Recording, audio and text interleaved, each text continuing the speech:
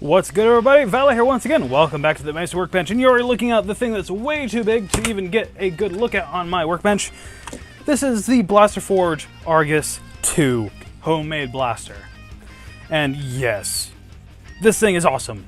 Like, I personally really like this because I was looking for something to retire Caliburn number 69, the old Gen 1 old school Caliburn, you know. And yes, this is definitely a solution to that problem I was having, even though I do have the Talon Claw and such. And yes, it's completely 3D printed with hardware, though it is not compatible with Caliburn hardware kits. It's meant for metric hardware, pretty much all over.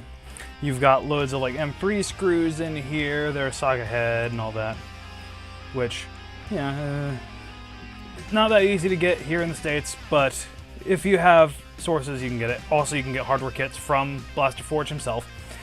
And yes, this is a pump action Springer with an angled magwell, which uses nice Prophecy springs, which actually this is a 28N, which is super beefy. And the plunger tube is actually larger diameter than a long shot. And it's longer draw as well, so you've got a whole lot of power in this rifle, which is actually pretty much the same exact size as the Dart Zone Pro Mark 1 with the stock collapsed. Yet you have a whole lot more power potential out of this. But like the Caliburn, it has a Picatinny rail on the slide here. I have the shotgun style grip because that is one of my favorites. The Prime is a little bit beefy, but that is to be expected with a 28N spring that is already a little bit pre-compressed, that you're pretty much compressing all the way, unlike you have in the actual Prophecy. And yeah, I am getting numbers that are quite crazy for the barrel length out here, because this thing only has 12 inches of barrel, and with a scar as well. But out of the angled magwell, which I've had only one feeding issue, but that was with a worn dart. It has a nice little receiver piece that helps guide the darts into the brass barrel, which is actually thicker walled brass. And yeah, this is definitely a sort of sniper platform. I want a longer barrel for this, because there's just too much power in the plunger tube, which actually is causing my darts to fishtail a little bit. It makes worker darts fly wild, if that's a indication.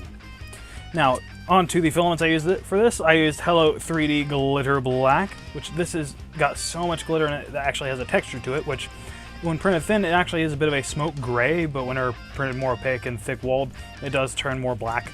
I've got a sort of, I believe this is Hello 3D Glitter Red or something as well. I have lost the spool because I used it all up for the rails and all the accents, and then just Hatchbox Yellow because it is quite nice. And yes, I've got the Grass Snake printed up in the same yellow and black, which makes it a nice little combo. But yes. And obviously orange bits, just, I believe it's Zero Orange, if I remember correctly. Nice fluorescent bright orange, so it's easier to see and everything. And the yellow does fluoresce under black light, which is quite nice. Now, if you haven't guessed already, this whole blaster is themed after Kamen Rider 01, the latest Kamen Rider series, the first in the Reiwa era of Kamen Rider, which the past 20 years have been the Heisei era, starting with Agito, Kuga, and all that, Leon Decade, and then G.O. for the last one. And yes, I like the series, so I was like, okay, I'll make a 01 themed blaster that looks quite nice. And it is a nice sort of semi-throwback to N-Strike, minus the red. If I really wanted to go for N-Strike, I could have swapped out the red for like a gray or a gunmetal. But yeah, like, the whole system is quite nice, and it works more like a long shot than a Caliburn, where the Caliburn uses a Sear-style pivoting catch thing.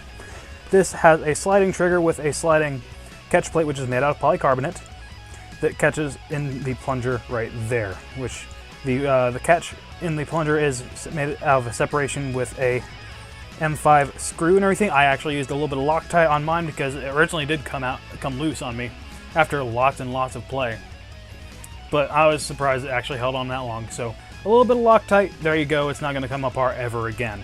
And it is well padded. It's got a nice thick felt pad on the front. I put this one together myself with a hardware kit, but you can buy them complete from Sim Lim himself, Blaster Forge. And he has a more recent edition of this called the Compact, which just takes the magwell and just shrinks it. I wanted the full size so I can have the option of going full length if I ever needed to, and maybe drop the spring load down or something. But yes, I just like the sort of size of this. And the whole blaster is more hefty. It weighs about 3 3/4 pounds with the mag in. But yeah, I feel it is quite nice. The stock is a little on the shorter side for most people, but considering you're bracing a lot of spring power on your shoulder or, you know, into your arms like I tend to do, it is not so bad.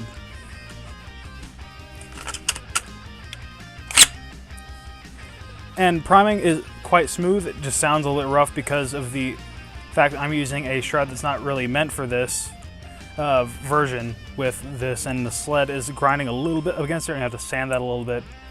But priming and chambering is just fine. And there's just some crazy power with that 28N and large diameter plunger tube. I want to get, like I said, a longer barrel, maybe a 18-inch or 20-inch barrel for this to see if I can easily get that 300, which I believe I can, because Bradley Phillips recently put out a video where he got 300 FPS out of his Caliburn easy with like 15 kilograms of weight and a brass breech, obviously. But the fact that you can get high numbers like that fairly easy with a fairly light draw is super, super promising for this platform, considering this thing has a much beefier draw and has a larger diameter plunger tube and such.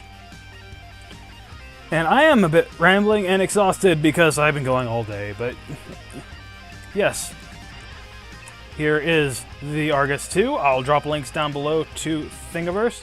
The more updated files will be in a Dropbox linked in the Thingiverse page, because he's constantly updating the files. It's easier for him to just update a Dropbox file than it is to update a Thingiverse page.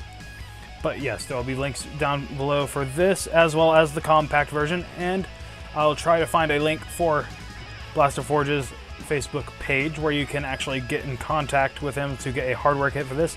Though he has an excellent write-up with the older version of the files for this, which the assembly of this is all sort of very straightforward. All the parts interlock to make this blaster very, very rigid. Unlike the Caliburn I've seen, where I've seen so many banana-shaped Caliburns. I'll see if I can find the write-up for that as well. And as ever, as Valor, thanks for watching.